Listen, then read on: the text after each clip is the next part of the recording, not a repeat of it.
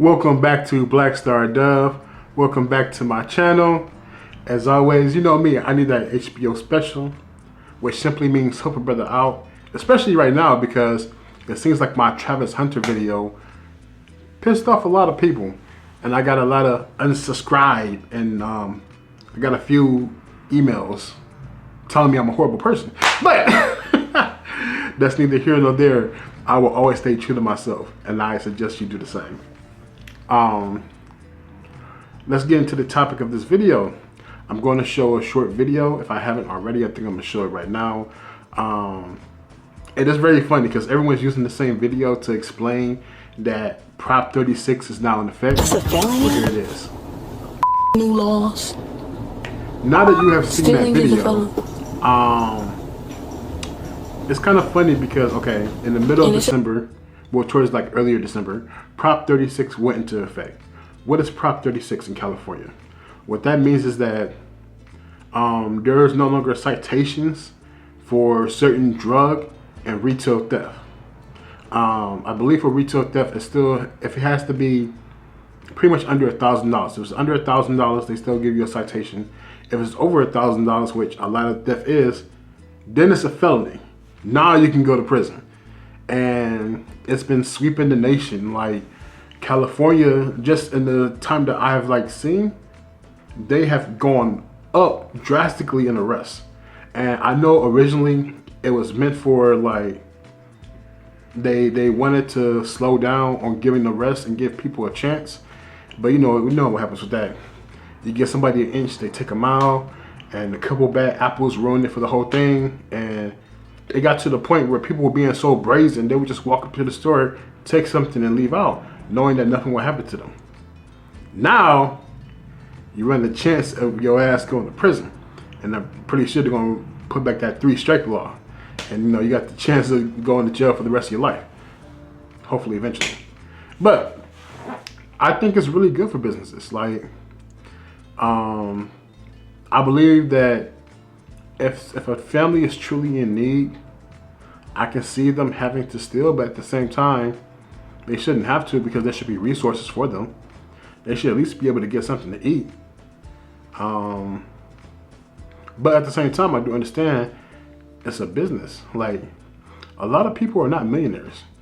A lot of these people who own these businesses are franchisees and, small businesses. Like, they're barely scraping on as it is, especially after the pandemic.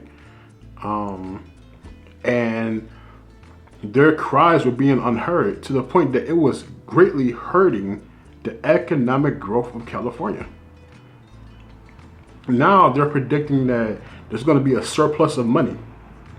But you know what happens with a surplus of money? Where's the money going to go to? Like, we'll see that. The money always ends up disappearing somewhere. But for the most part, I believe that this is great. All it takes is for the sad part, it takes the chopping off of a few heads. You knock off a few people, everybody else is going to stop. What's the word I'm looking for?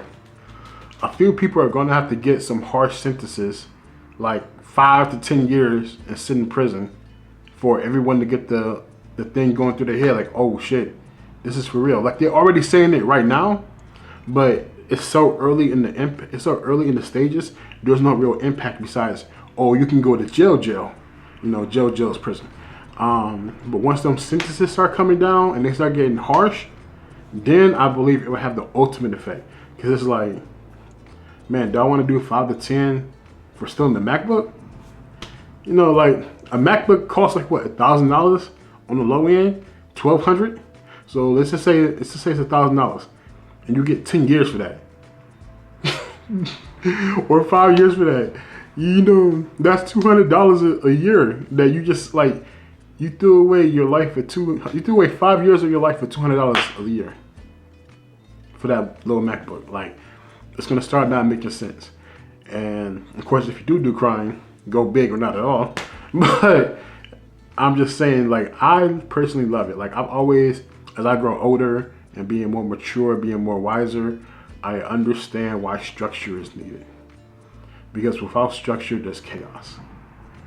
And chaos, even though chaos is a form of control, is not the control that we need for society. For society to thrive, we do need structure. We need, a tier system, which we do have, and we need a balancing of not too much of this, but not too much of this. You know what I'm saying? Not too much of this, not too much of this. Balance it out, because it has been showing that you give someone an inch, take a mile. Hopefully, these young ladies in the video, hopefully they get their life together. Because it is, I don't want to say it's a simple mistake, because they seem like they've been doing this a whole lot before. But hopefully now, because of these changes in these rules, it will give them the incentive to do better. And I hope they do that. Because everyone deserves a chance to get their life turned around. And you really can't have your life turned around unless you come into some major consequences.